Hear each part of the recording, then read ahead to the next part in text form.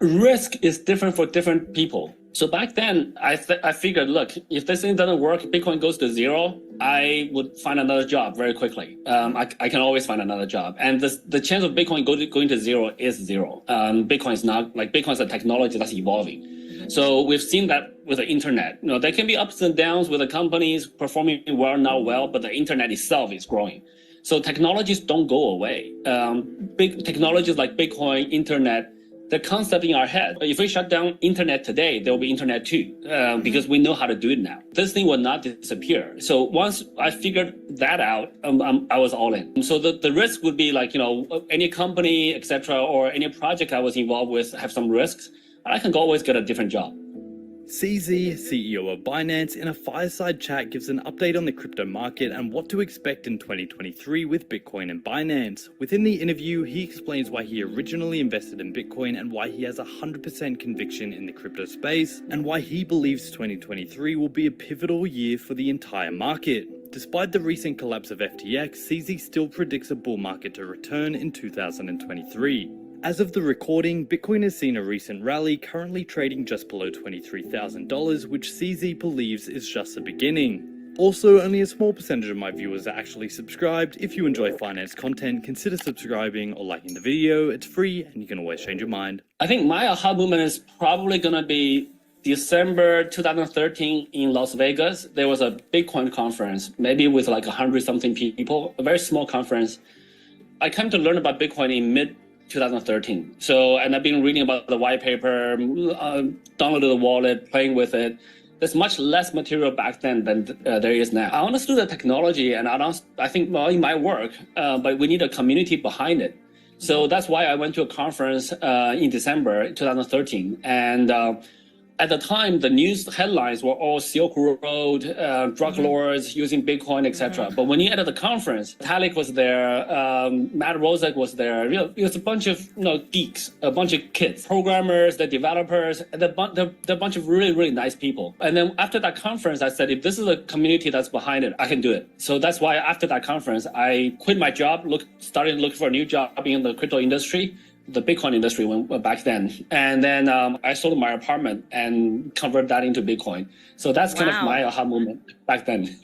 So risk is different for different people. So back then, I figured, look, if this thing doesn't work, Bitcoin goes to zero, I would find another job very quickly. I can always find another job. And the chance of Bitcoin going to zero is zero. Bitcoin is not, like, Bitcoin is a technology that's evolving. So we've seen that with the internet. You know, there can be ups and downs with the companies performing well, not well, but the internet itself is growing. So technologies don't go away. Big technologies like Bitcoin, internet, the concept in our head. If we shut down internet today, there will be internet too, because we know how to do it now. So this thing will not disappear. So once I figured that out, I was all in. So the risk would be like, you know, any company, etc., or any project I was involved with have some risks. I can always get a different job. Cause the industry to move in different ways. Number one is regulation, right? So now I think many people want to have asset segregation from the exchange. So we're looking at custody solutions where the custody of the assets are separate from the trading engine. That's okay too. Again, that introduces some latencies and potentially some costs. And then there are other things like, you know, regulations could say, hey, you have to have separate processes for different things. So there's many forces at play. From a technology evolution and from a saving cost for users, from the most economic point of view, yes, consolidation is definitely happening. I think the simplest thing is this is just a new technology for money, right? And the technology doesn't go away. So if we backtrack a bit, if we think about the internet was just a new technology for transferring information.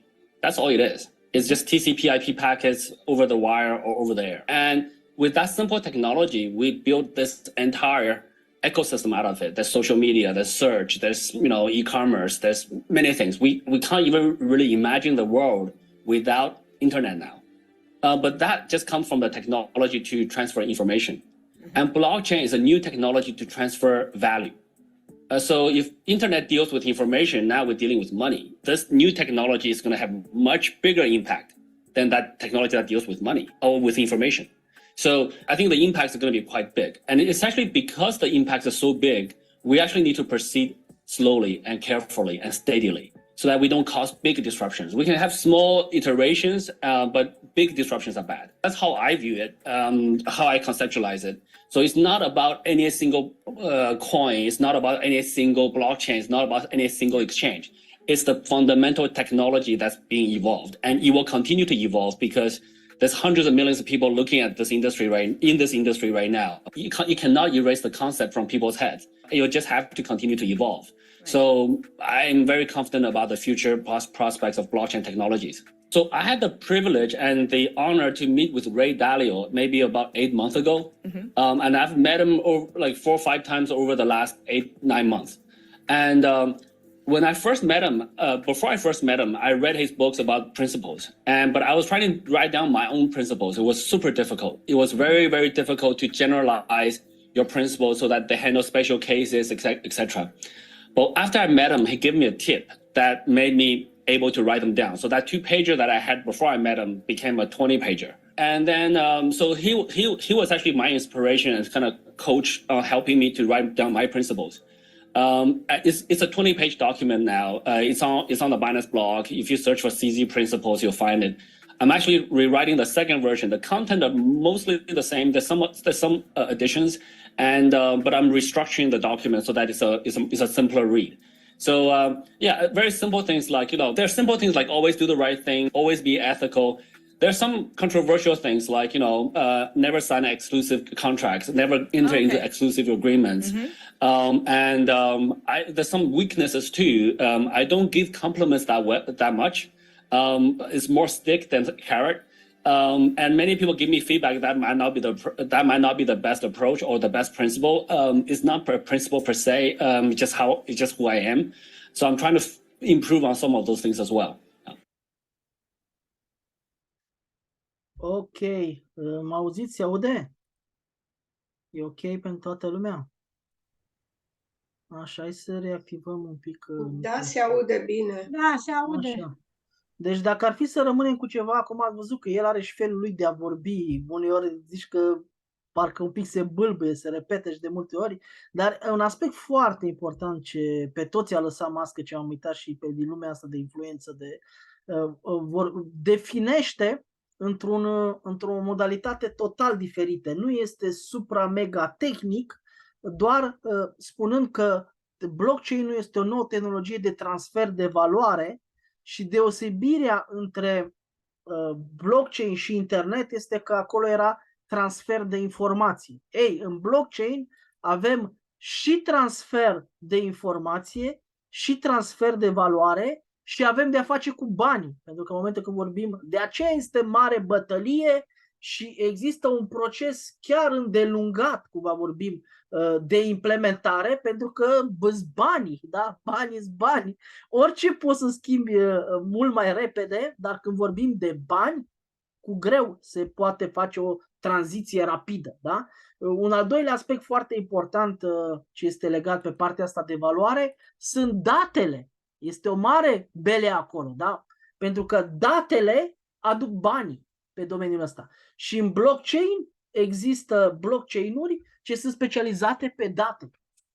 De aceea există și acele procesuri de descentralizare și așa mai departe. Așadar avem toate, deci avem o analiză foarte bine structurată, scurt și la obiect, în care trebuie să înțelegem că totul depinde ca să lăsăm ca lucrurile să avanseze cu pașii lor, indiferent ce s-ar întâmpla, dar nu putem scoate acest concept de, să zicem, de evoluție, de progresie și nouă tehnologie și deja e clar, așa cum am zis, că dacă internetul ar vrea cineva să-l scoată mâine, pentru că se știe, se cunoaște tehnologia, se poate face de la început, fac netul, îl fac din nou, da? La fel ca și cum ai strica o mașină, să strici tot ce e mașini, faci din nou mașina, așa este. Ei, așa este și pe blockchain, deci deja aceste lucruri nu mai pot fi oprite.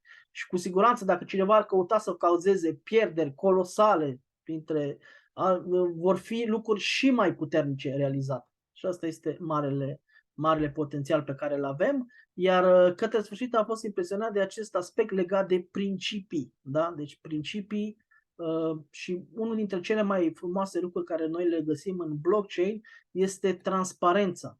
Cei care cunosc adevărata valoare a blockchain-ului Primul lucru este că nimic nu poate fi trecut cu vederea. Da? Deci toate tranzacțiile, tot ce se realizează este transparent.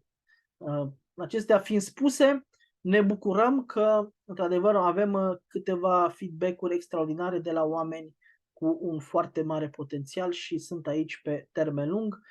Ce mai îmi plăcea este că se spunea că nu contează o criptomonedă, da? Deci ce criptomonedă să fie cea mai importantă, nu contează exchange-ul sau nu știu ce blockchain este cel mai tare, ci ca și ecosistem în totalitate, toate să se sincronizeze și să lucreze împreună pentru dezvoltarea acestei tehnologii. Cu siguranță, la fel cu Google, nu poate să dea maximul de valoare pe domeniul ăsta de internet, da? Deci Google singur, dacă l-ai pune doar ei, nu ei poate să ofere toate serviciile, la fel cum Amazonul de partea lui nu oferă toate serviciile, la fel cum Meta, Facebook-ul dinainte, la fel este și în blockchain. Deci toate se completează unele cu celelalte și avem nevoie chiar din ce în ce mai multe în sensul acesta.